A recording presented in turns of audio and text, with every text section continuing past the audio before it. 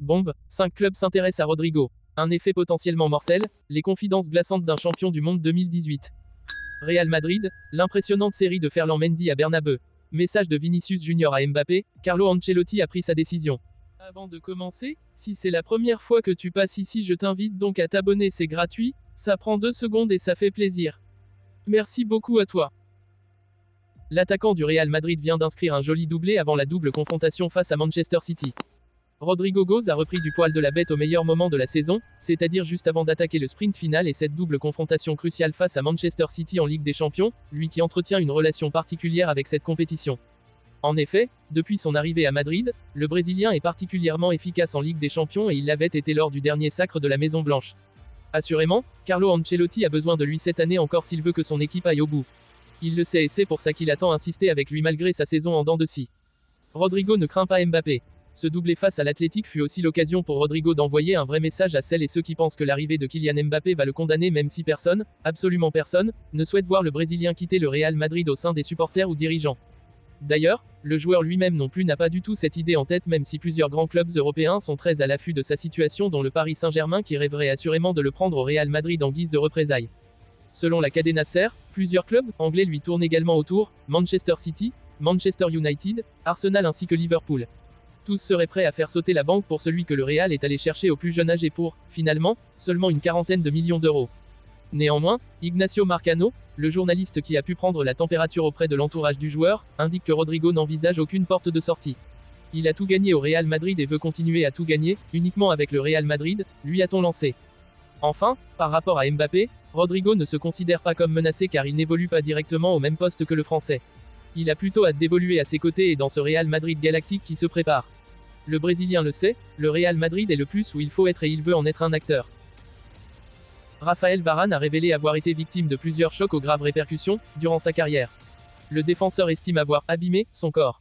À 30 ans, Raphaël Varane ne participe plus au match des Bleus. Le défenseur a dit stop face à l'exigence que représentait le cumul des matchs en club et ceux de l'équipe de France. Mais le joueur de Manchester United est désormais attentif à un souci en particulier. Lors d'un entretien accordé à l'équipe, Varane a évoqué un problème auquel il est confronté, comme les autres joueurs professionnels, les commotions cérébrales. Le natif de Lille a révélé avoir été victime de chocs importants qui ont impacté ses performances. Quand on regarde 3 des pires matchs de ma carrière, il y en a au moins 2 avant lesquels j'avais eu une commotion quelques jours plus tôt, face à l'Allemagne en quart de finale de la Coupe du Monde 2014, et avec le Real Madrid contre Manchester City en 8e de finale de Ligue des Champions 2020, a-t-il confié au quotidien. Raphaël Varane a mal vécu la fin de ces rencontres, je termine le match mais je suis en mode pilote automatique. Si quelqu'un m'avait parlé à ce moment-là, je ne sais même pas si j'aurais été capable de répondre.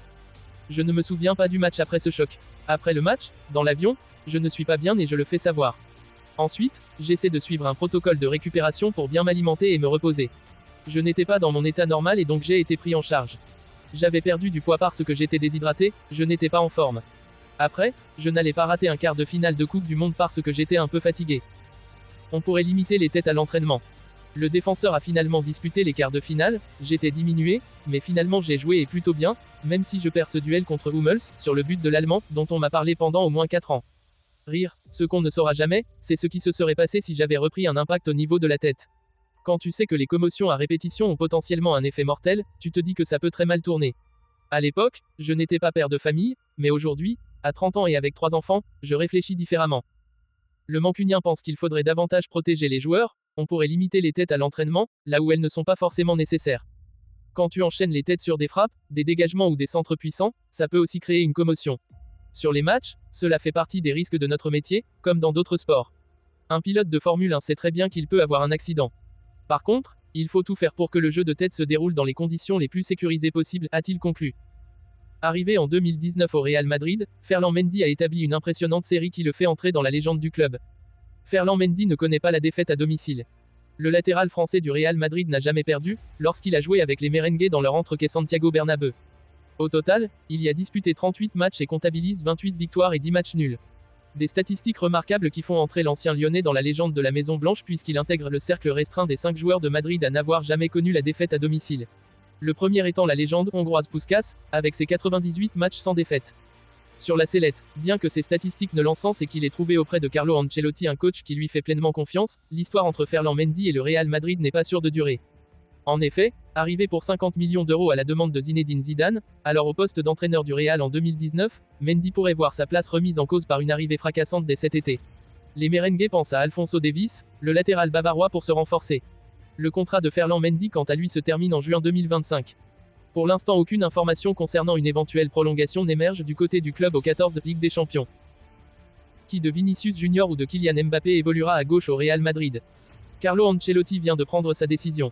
Kylian Mbappé quitte le Paris Saint-Germain l'été prochain. Le Bondinois aurait déjà annoncé sa décision à la direction parisienne. Si toutes les rumeurs envoient l'ancien joueur de l'AS Monaco au Real Madrid, l'entraîneur du Real Madrid a une idée de qui mettre sur l'aile gauche entre Vinicius Junior et le capitaine de l'équipe de France. Mbappé très proche du Real Madrid. Si Kylian Mbappé a annoncé à ses dirigeants vouloir quitter le club de la capitale française, l'ancien monégasque aurait conclu un accord avec le club vice-champion d'Espagne. Le Real Madrid aurait même fait signer le Français en secret, et il ne resterait qu'il démarque à la Maison Blanche l'été prochain. Le joueur de 25 ans devrait être présenté avant les Jeux Olympiques de Paris 2024. Selon les récentes informations de Fabrizio Romano, il n'y a plus de doute sur le départ de Kylian Mbappé du Paris Saint-Germain. Le journaliste italien spécialiste du mercato estime d'ailleurs que le dossier est en bonne voie pour la signature du Bondinois au sein du club le plus titré de la Ligue des Champions. Ancelotti va associer Mbappé et Vini Junior. Si Vinicius Junior est un titulaire indiscutable sur l'aile gauche du Real Madrid, Carlo Ancelotti, lors d'une récente conférence de presse n'entend pas changer de position au Brésilien, même s'il a la possibilité d'évoluer à un autre poste. Je pense que Vini peut jouer à l'intérieur. Pas comme avant-centre, mais dans une paire d'attaquants. Je dois garder à l'esprit qu'il aime ça à l'extérieur, il est très à l'aise, il s'est beaucoup amélioré et entre sur le terrain pour décocher.